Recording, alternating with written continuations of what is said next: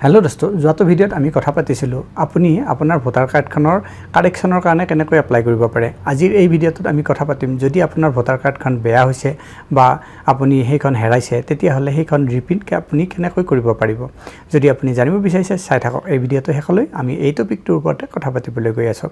নমস্কাৰ বন্ধুসকল মই প্ৰণৱ আৰু স্বাগতম জনাইছো মোৰ ইউটিউব চেনেল ডিজি অসমলৈ বন্ধুসকল প্ৰথমতে আমি ইলেকশন কমিশনৰ যেটো মোবাইল এপ আছে ECINET সেই এপটোত গুছি যাম আৰু আগৰ প্ৰসেসখিনি স্টেপ বাই স্টেপ দেখুৱাম বন্ধুসকল আপোনালোকে দেখা পাইছে আমি এতিয়া ECINET যেটো মোবাইল এপ আছে হেতু আমাৰ মোবাইলত ওপেন কৰি লৈছো মোবাইল এপটো ওপেন হোৱাৰ পাছত এনেকুৱা ধৰণৰ ড্যাশবোৰ্ড এখন দেখা পোৱা যাব ইয়াত আমি ভোটাৰ ৰেজিষ্ট্ৰেচন ফৰ্মছ তাৰ ওপৰত ক্লিক কৰি দিম তাৰ ওপৰত ক্লিক কৰাৰ পাছত এই পেজটো খুলি যাব এতিয়া তললৈ আহক তেতিয়ালৈ তললৈ আহক যেতিয়ালৈ আপুনি ফৰ্ম 1 টো নাপাব এতিয়া তললৈ আহক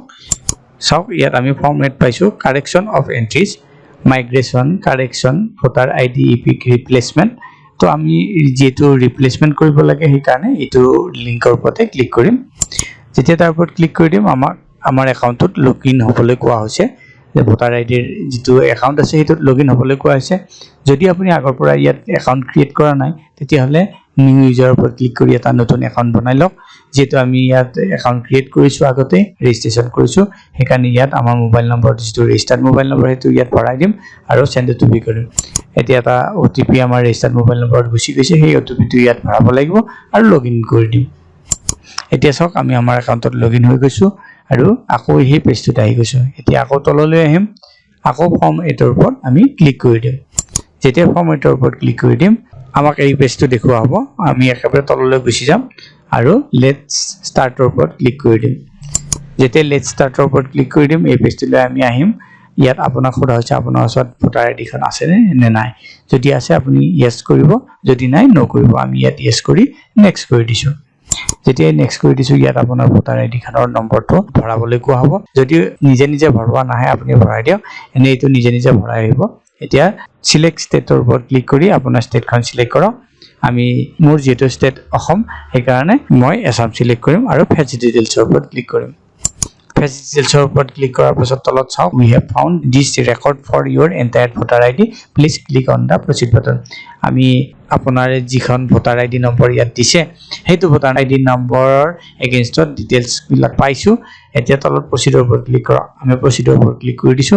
এতিয়া প্ৰচিডৰ ওপৰত ক্লিক কৰি দিছো ভোটাৰ ডিটেইলছ খিনি ইয়াত এনেকুৱা দেখা পোৱা যাব এতিয়া নেক্সট কৰি দিম যেতিয়া নেক্সট কৰি দিম তলত আপোনাৰ নাম ৰিজনেল লেংগুৱেজৰ নাম এইবিলাক দেখুৱা হ'ব আপুনি একেবাৰে তললৈ আহক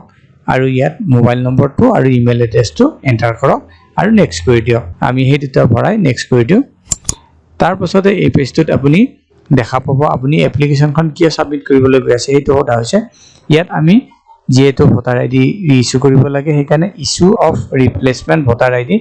এই অপচনটো সিলেক্ট কৰিম এটো সিলেক্ট কৰি ললো এতিয়া নেক্সট কৰি দিম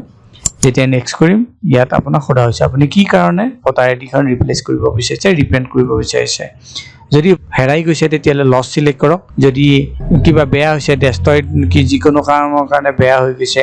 তেতিয়ালে হেতু সিলেক্ট কৰক আৰু মিউটিলেটেড সিলেক্ট কৰক যদি আপোনাৰ কাৰ্ডখন বেয়া হৈছে বা বিকৃত হৈছে তাৰ পাছত যেটো আমি ইয়াত সব লস সিলেক্ট হৈ আছে ইয়াত কোৱা হৈছে I hereby return my mutilated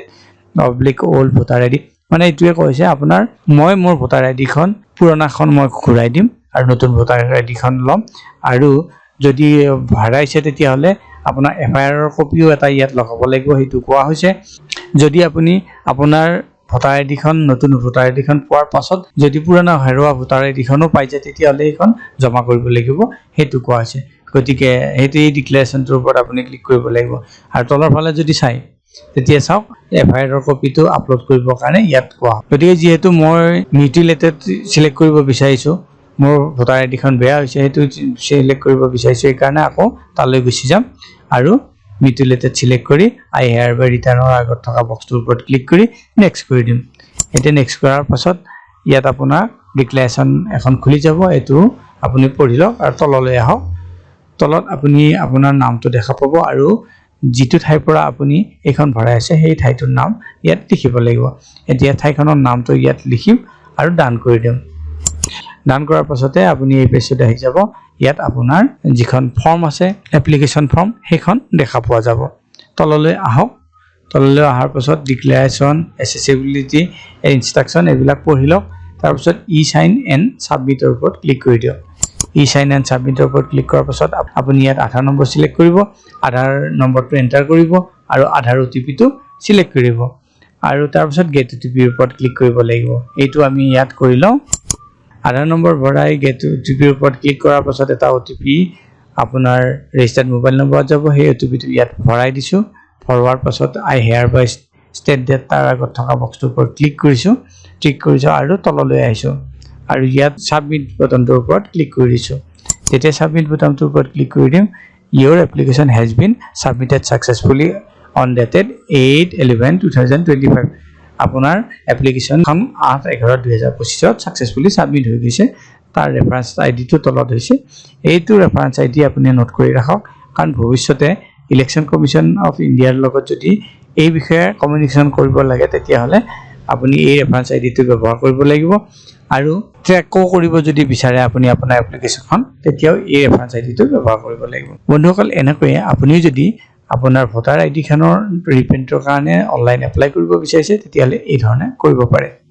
আশা কৰিছো এই ভিডিঅটো আপোনালোকৰ পছন্দ হৈছে কেনেকৈ আপুনি আপোনাৰ ভোটাৰ কাৰ্ডখনৰ ৰিপ্ৰিন্টৰ কাৰণে এপ্লাই কৰিব পাৰে তাৰ বিষয়ে জানিব পাৰিলে যদি এই ভিডিঅটো পছন্দ হৈছে ভিডিঅটো কৰক লাইক আৰু চেনেলটো সাবস্ক্ৰাইব কৰিবলৈ নাপাহৰিব